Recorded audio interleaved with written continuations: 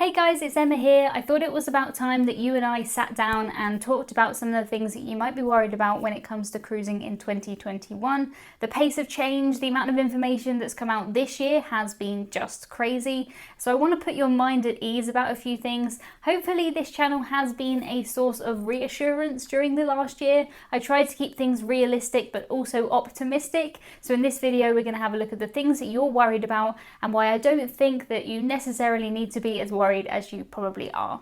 I've tried my best to keep up to date with all of the cruise news, and I've tried to keep you guys up to date too, but there's still loads of things that we haven't talked about, which we're going to be covering in this video. I asked you guys on Twitter and Instagram and Facebook what you're worried about when it comes to cruising in 2021, and you did not disappoint me. My goodness, you guys are warriors. Me too. You guys provided me with worries that go right the way from booking a cruise all the way up to disembarking it. One of my favorites is from Aid, and it just says, "I'm worried about how many cruises I'm going to have to take next year to make up for this year." That's a good worry. I like that one. We'll start with that. One of the biggest worries that I've heard people talk about time and time again is this worry that Cruising with Matthew has provided for us that says, how are they going to reduce the capacity of cruises if they've already fully booked? So at the moment, cruises are cruising in Europe. Most of them are cruising at 70% capacity. And a lot of people are worried that, say they've booked a cruise for next year, the year after, that by the time we get to it, the cruise ship is going to be overbooked and certain people will just be kicked off. You don't have to worry about that. This actually happens already. Sometimes cruise lines do overbook their cruise ships, and what they do is something called a move over offer. So they'll offer people the chance to move on to another cruise. They'll usually get 100% refund of their cruise plus the other cruise. So if you're somebody who can be flexible, you can do really well if you get a move over offer. If you don't want to move from the cruise that you booked, it's incredibly so unlikely that the cruise line will kick you off. They really wouldn't want to do that, and in my opinion they would keep offering more and more things to the other passengers in order to reduce that capacity. Chances are that the cruises aren't even going to be over capacity by the time that we get there. A lot of people have been put off of cruising, and people don't always book their cruises far in advance. If you've got a cruise for a year's time, it's not going to be over 70% booked already, or it's very unlikely that it will be. And some first-time cruisers, some people who've even cruised a lot, are considering not cruising again. Whether that'll actually happen or if people will rebook later, but it means for you and me that the cruise ships at the moment probably won't be over capacity. If you are somebody who's worried about the cruise ship being over capacity and being kicked off your cruise, I would say don't worry about that. You're much more likely to be kicked to another cruise ship. That could happen if they decide to move around the cruise ships. A lot has changed and the positioning of the cruise ships might change. So a cruise ship that was supposed to be in Europe might now be in America.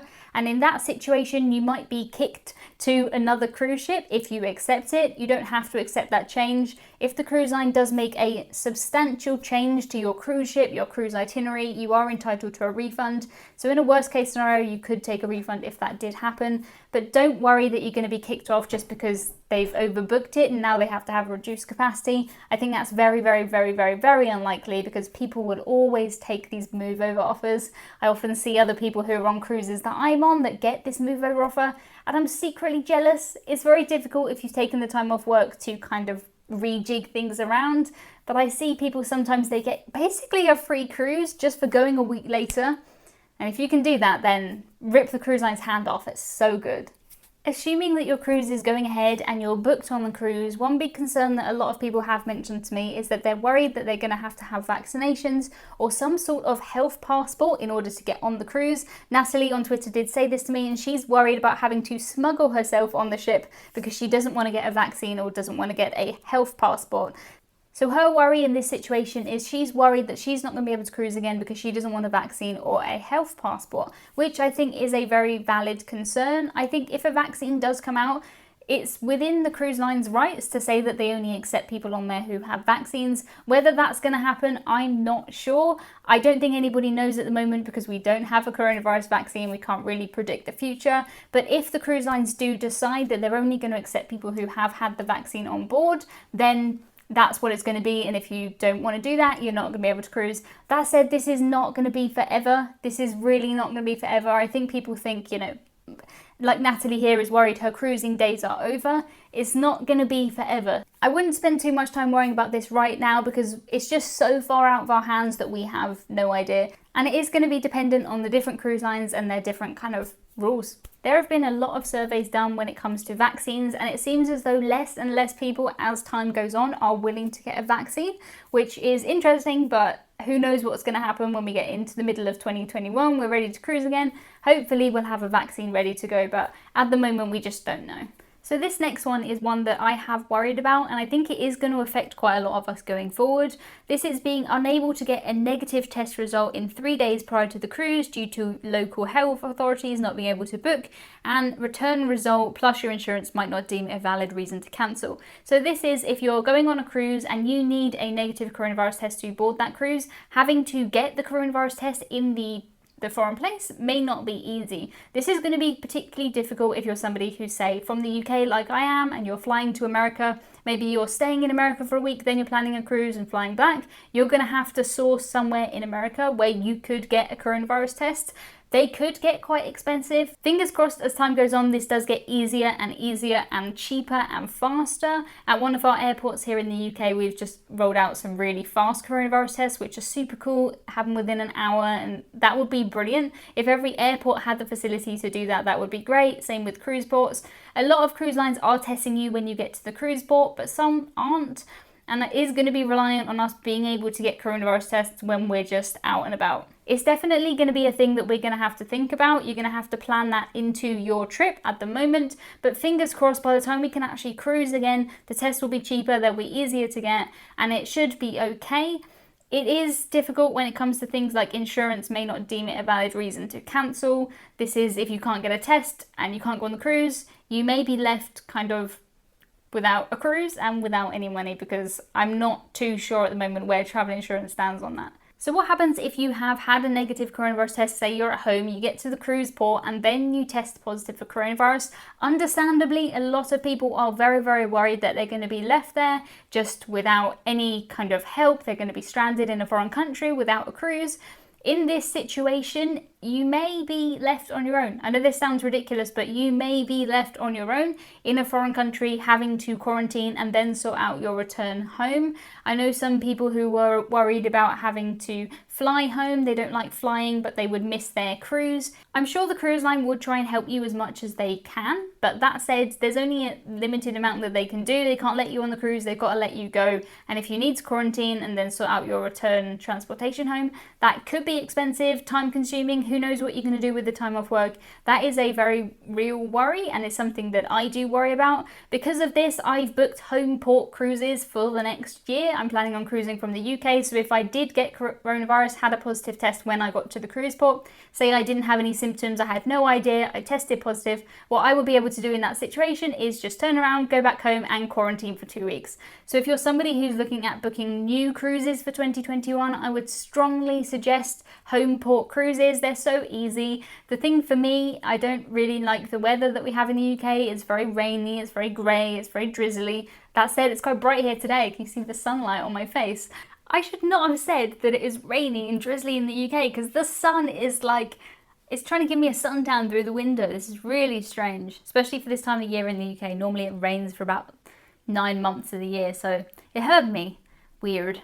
But I think it's worth it for 2021 to try and stay closer to home, just because it does get rid of this worry. Travel insurance may not cover you. It depends on your travel insurance policy, and it depends where we are next year. Fingers crossed we'll be in a better position next year and everybody would have worked this out, because it have happened before. You're not going to be the first person, if this did happen to you, you're not going to be the first person ever to try and embark a cruise in this port and have coronavirus. There's going to be processes in place, but not fun. You really don't want that. Alison says, on a flying cruise, if you test positive before boarding a ship, what will happen then? 2 weeks isolating in the home port.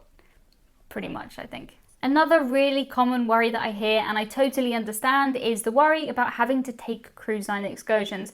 At the moment, if you take a cruise, there's no other option other than to take cruise line excursions, because the cruise line's gone to all this effort of keeping you coronavirus free, keeping the cruise ship coronavirus free, and they can't just let everybody go out and get coronavirus and then bring it back to the cruise ship. So at the moment, if you were taking a cruise, you have to take a cruise line excursion, or you can stay on the ship. If you want to stay on the ship and just have some kind of self-imposed sea days, have the ship to yourself, they can be a really good option, but you can't just wander off by yourself.